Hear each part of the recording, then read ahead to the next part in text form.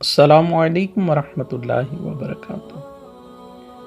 پیارے دوستوں، چینل کو سبسکرائب کر لیں اور ساتھ موجود بیل آئیکن کو دبا دیں۔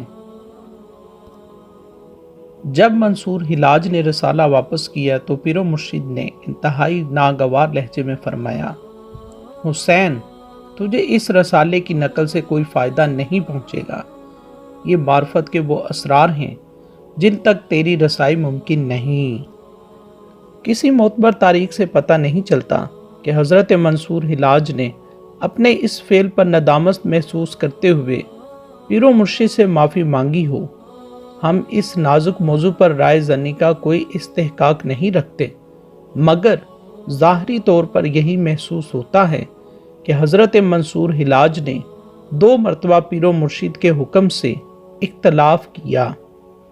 اب یہ ان کی جذب و مستی کا عالم تھا یا ہوش مندی کا، اللہ ہی بہتر جانتا ہے۔ بعض بزرگوں نے حضرت عمرو بن عثمان کی بددعا کو ان کی اضطراری کیفیت کا نتیجہ قرار دیا ہے۔ چنانچہ حضرت شیخ کو رسالے کی چوری سے شدید اذیت پہنچی تھی، اس لیے اپنے جذبات پر قابو نہ رکھ سکے۔ بہرحال واقعہ کچھ بھی ہو، حضرت عمرو بن عثمان کی بددعا رنگ لا کر رہی اور حضرت منصور حلاج کو قدم با قدم اسی تکلیف دہ مرحلے سے گزرنا پڑا۔ تاریخ نگاروں نے پیر و مرشد کی ناراضگی کا تیسرا سبب بھی بیان کیا ہے۔ روایت ہے کہ ایک دن حضرت منصور حلاج کچھ تحریر کر رہے تھے۔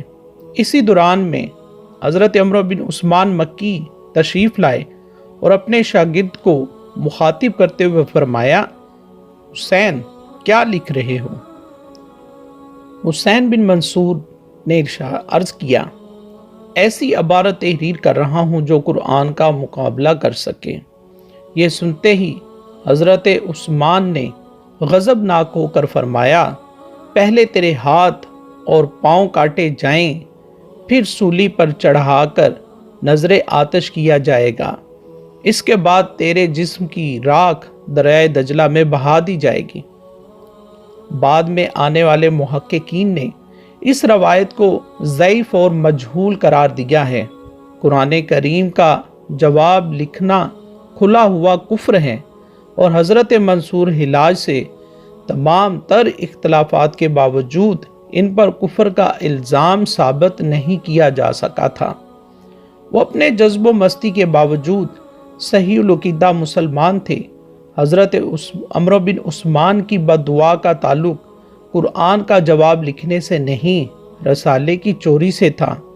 الغرض اس واقعے کے بعد حضرت منصور حلاج کا اضطراب اور بھی بڑھ گیا اور پھر یہی وحشت انہیں حضرت جنید بغدادی کے آستانہ عالیہ پر لے گئی۔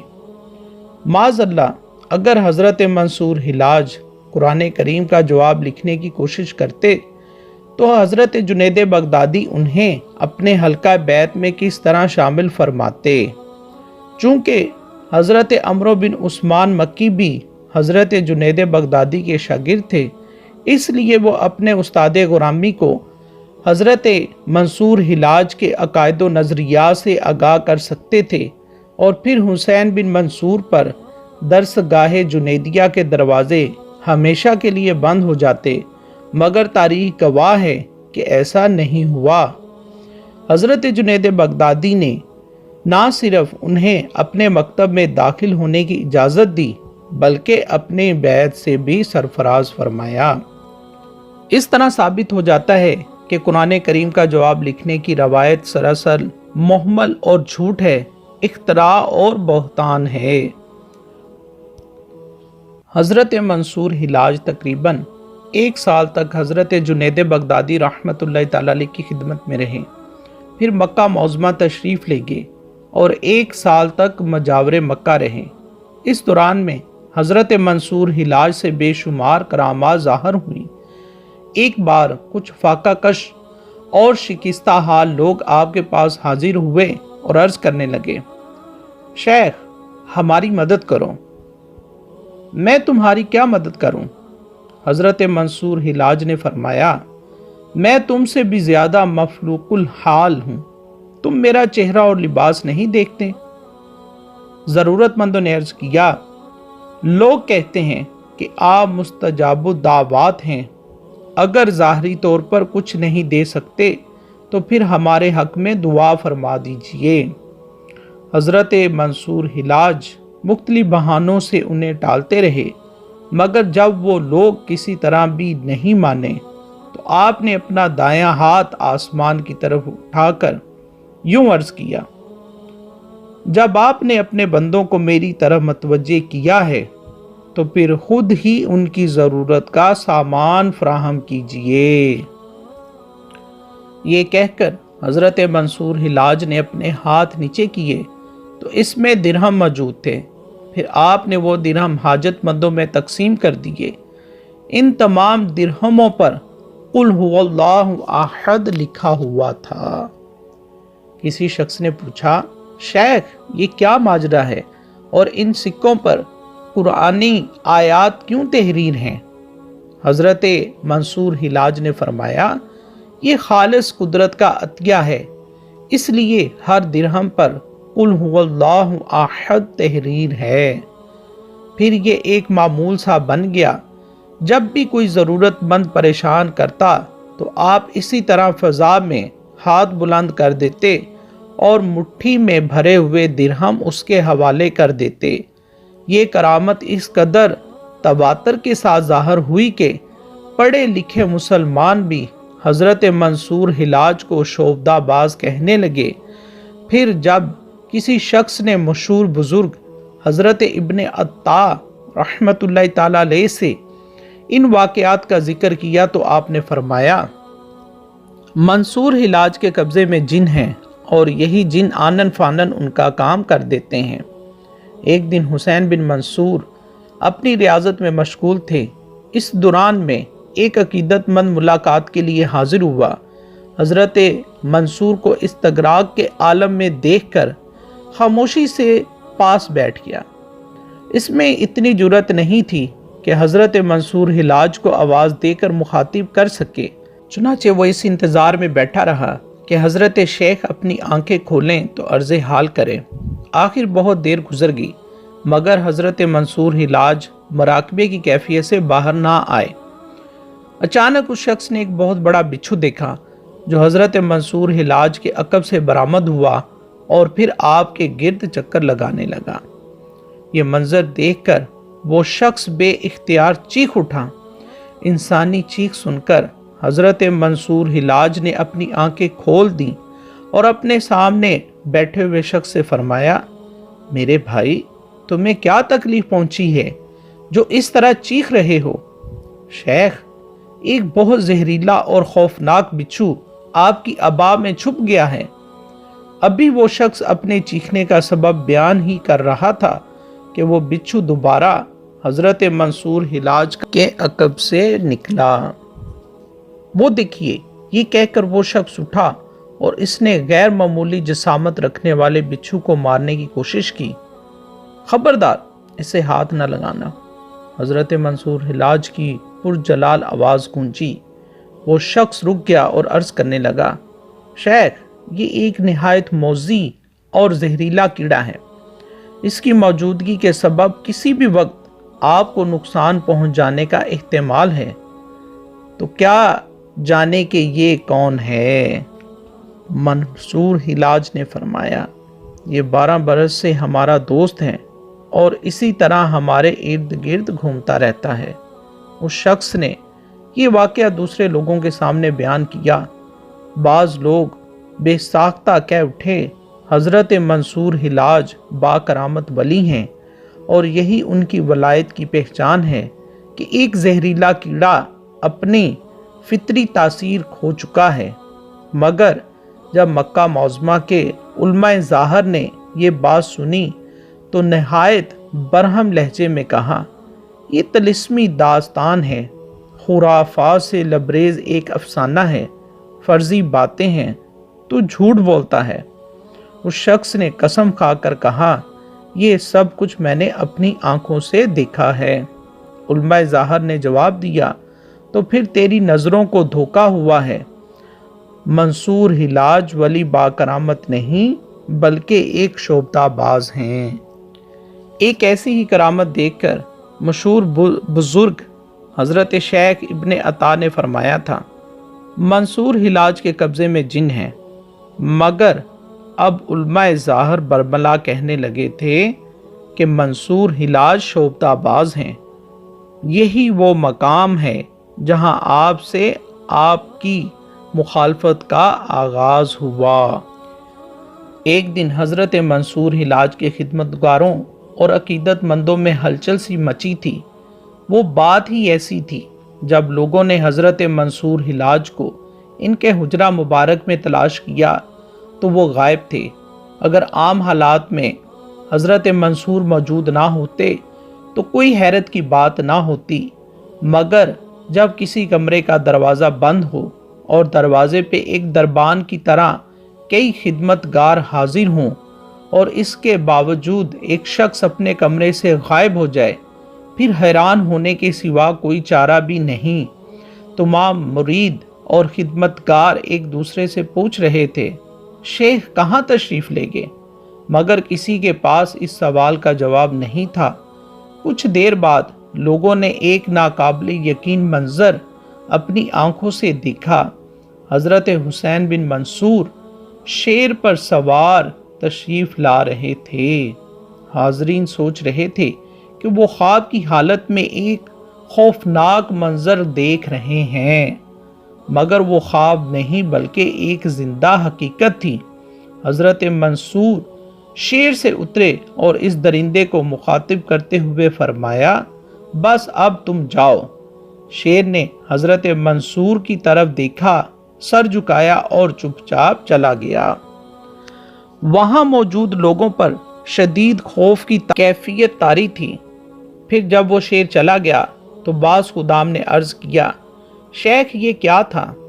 حضرت حسین بن منصور نے بے نیازانہ فرمایا، مجھے ایک سفر درپیش تھا۔ حق تعالیٰ نے اپنے بندے کو غیب سے ایک سواری فراہم کر دی۔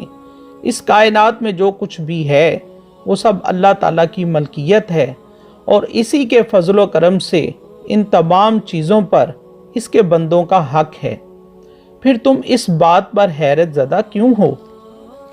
حضرت منصور کے خدمتگاروں اور عقیدت مندوں نے عوام کے سامنے اس واقعہ کو بیان کیا تو لوگوں نے آواز بلند اقرار کیا، یہ حضرت شیخ کا منصب خاص ہے، آپ ہی اس طرح کی کرامات کا اظہار کر سکتے ہیں۔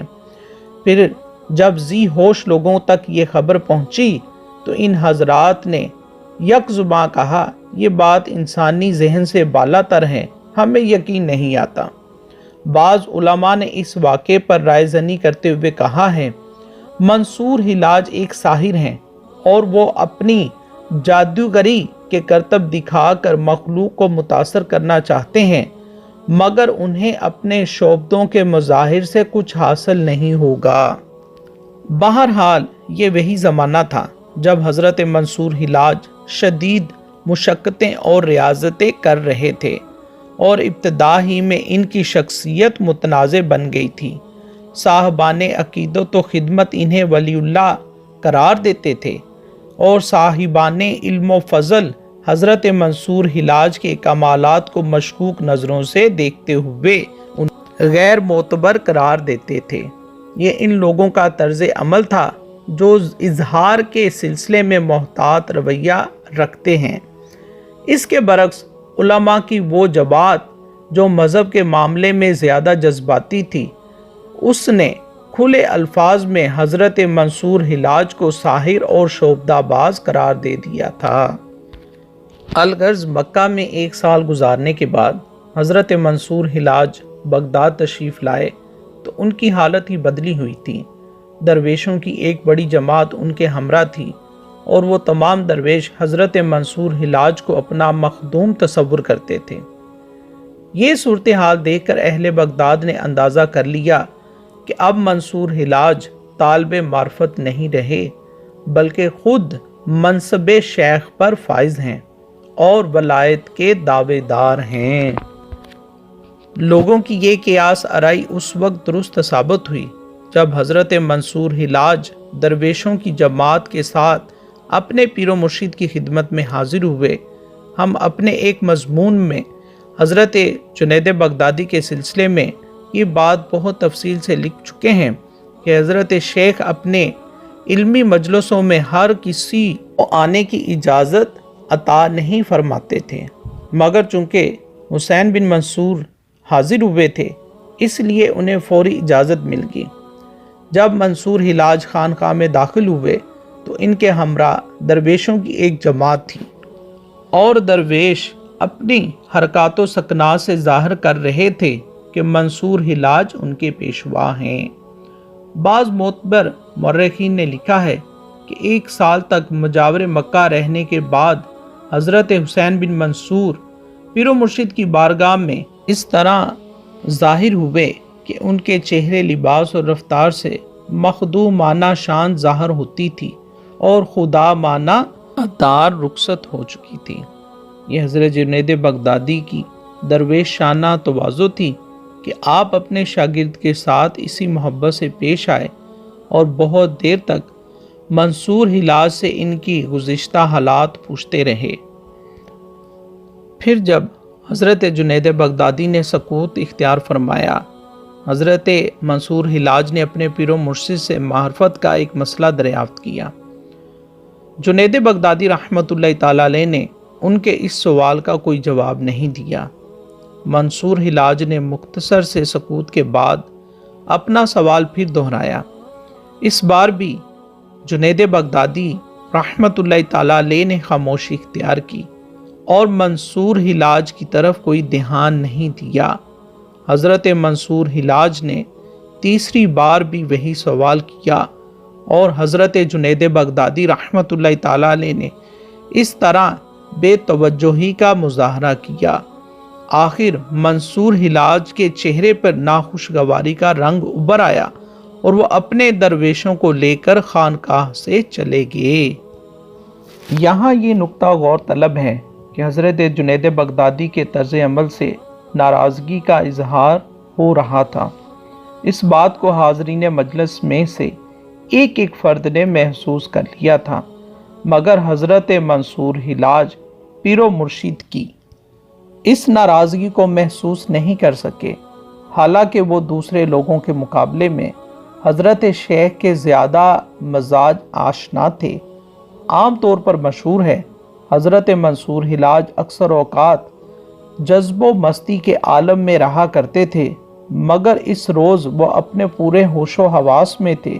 اگر ایسا نہ ہوتا تو منصور حلاج عقل و خرد کے حوالے سے ایک نازک سوال نہ کرتے۔ پھر جب وہ ہوش میں تھے تو انہوں نے پوری شدت کے ساتھ حضرت جنید بغدادی رحمۃ اللہ تعالی علیہ کی ناراضگی کا احساس کیوں نہیں کیا، اور اگر احساس کیا تو مجلس شیخ سے اٹھ کر کیوں چلے گئے؟ پیر و مرشد کے قلب مبارک پر ناخوشی کا جو غبار آ گیا تھا اسے صاف کیوں نہیں کیا؟ اگر حضرت جنید بغدادی اپنے شاگرد سے خفا تھے تو منصور حلاج نے پیر و مرشد کو منایا کیوں نہیں؟ کیا منصور حلاج کے نزدیک شیخ کی ناراضگی کوئی حیثیت نہیں رکھتی تھی؟ ہم اس موقع پر حضرت امیر خسرو اور سلطان علاء الدین خلجی کے حوالے سے ایک تاریخی واقعہ ذکر کرتے ہیں، جسے سن کر قارئین کو اندازہ ہوگا کہ شیخ کی خوشی یا ناخوشی کیا ہوتی ہے۔ مشہور روایت ہے کہ فرمان روائے ہند سلطان علاء الدین خلجی حضرت نظام الدین اولیاء رحمۃ اللہ تعالی علیہ کی خدمت میں حاضر ہونا چاہتا تھا، جبکہ حضرت محبوب الہی رحمۃ اللہ تعالی علیہ ہر بار ملاقات سے انکار فرما دیتے۔ پھر وہ ایک منزل بھی آئی کہ سلطان علاء الدین نے اپنے قاصد کے ذریعے حضرت نظام الدین اولیاء کی خدمت میں ایک عریضہ ارسال کیا اور اپنی درخواست میں واضح طور پر تحریر کر دیا، اگر حضرت شیخ مجھے بازیابی کا شرف نہیں بخشیں گے تو میں ایک دن اجازت کے بغیر ہی خدمت میں حاضر ہو جاؤں گا۔ والی ہندوستان کا خط پڑھ کر حضرت محبوب الہی نے ان الفاظ میں اپنا جواب تحریر کرایا: علاؤدین، میرے گھر کے 2 دروازے ہیں، اگر تو ایک دروازے سے داخل ہوگا تو میں دوسرے دروازے سے نکل جاؤں گا، اس کے بعد بھی تنگ کرے گا تو میں تیرا ملک ہی چھوڑ جاؤں گا، کیونکہ اللہ کی زمین بہت وسیع ہے۔ علاؤدین نے مایوس ہو کر حضرت امیر خسرو رحمۃ اللہ تعالیٰ علیہ سے رجوع کیا۔ امیر خسرو رحمۃ اللہ تعالیٰ علیہ نے سلطان سے وعدہ کر لیا کہ وہ کسی دن مناسب موقع دیکھ کر فرمان روائے ہند کو حضرت محبوب الہی کی خدمت میں لے چلیں گے۔ پھر جب حضرت امیر خسرو کو یہ بات معلوم ہوئی تو آپ نے ایک روز خلوت میں علاؤدین سے معذرت کر لی: سلطان معظم، میں اس حکم کو بجا لانے سے قاصر ہوں، تمہارا انکار نافرمانی کے مترادف ہے۔ آج کے لیے اتنا ہی، جلد ہی نئی ایپیسوڈ کے ساتھ حاضر ہوں گے۔ اللہ حافظ۔